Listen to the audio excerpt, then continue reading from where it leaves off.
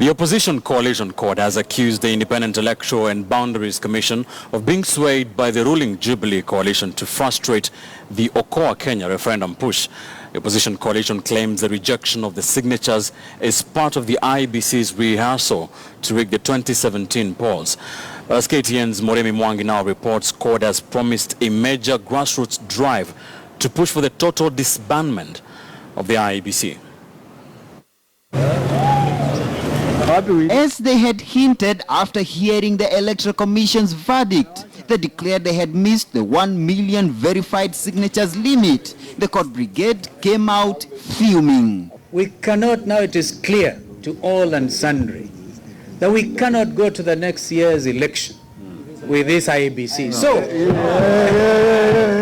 So it is in their own best interest to pack up and go. We are going to run our agenda with no limit as to our options: judicial, extrajudicial, legal, extra-legal, to make sure that we take our country back to where it belongs. The opposition coalition now claims the electoral body deliberately undertook a shoddy job, allegedly working in cahoots with the ruling coalition to frustrate the referendum push. The IEBC to this end is being used to disenfranchise you, the people of Kenya, to determine your destiny, just as it was used to make your vote not count in 2013. Always, whenever we undertake anything, we have had those calls. And it is unfortunate that we are just exercising our mandate under the Constitution, and we are being accused of leaning towards particular political divide. The People's Initiative is here to stay.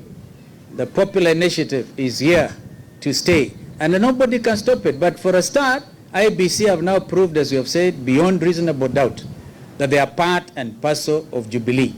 The IEBC has denied being the government's spanner boy and is now asking the court brigade to pursue legal action over their grievances instead of engaging in what the IEBC calls a mud smearing campaign to discredit the electoral body ahead of the 2017 polls. We are going to meet to agree to have IEBC out, because this body is rotten. It can't help the people of Kenya. Yes. The faith that we have in this country and the reforms and the institutions have been dashed by this very body. We as commissioners are tired of being threatened every day.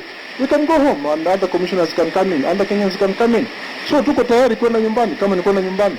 By the way, one of the things we were considering as an option is to go for verification, all of us, with the IEBC.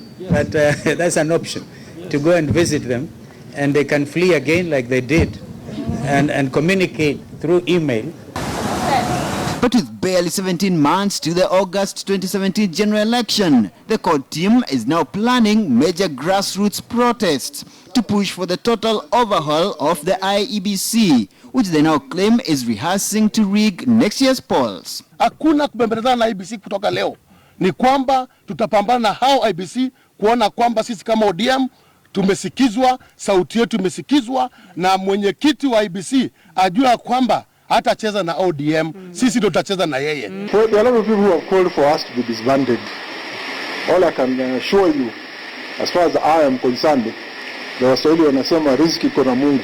I'm ready to go home today if Parliament feels that I'm not doing a good job. As the great reggae artist Bob Marley once sang, you can fool the people sometime, but you cannot fool the people all the time.